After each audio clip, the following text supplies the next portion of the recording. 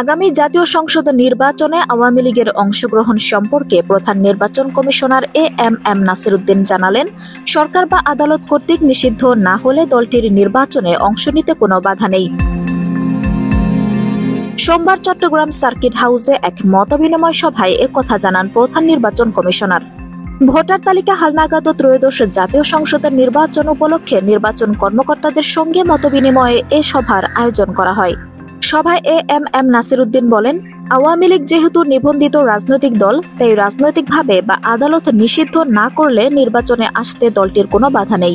নির্বাচন সুষ্ঠু করতে কমিশন সব ব্যবস্থা নেবে জানিয়ে সিইসি বলেন, নির্বাচনে ভোট দিতে না পারায় অনাস্থার কারণে অনেকে ভোটার হয়নি। এবার আগের মতো আর ভোট হবে না। আগামী 6 মাসের মধ্যে ভোটার তালিকা হালনাগাদ করা হবে। বর্তমানে নির্বাচন কমিশন সম্পূর্ণ স্বাধীন বলেন সিইসি। তিনি বলেন, ডানে বামের বা বহির্বিশ্বের কোনো চাপ নেই। এখন আমরা বিবেকের চাপে আছি। এদেশে ভালো নির্বাচন করাও সম্ভব, খারাপ নির্বাচন করাও সম্ভব।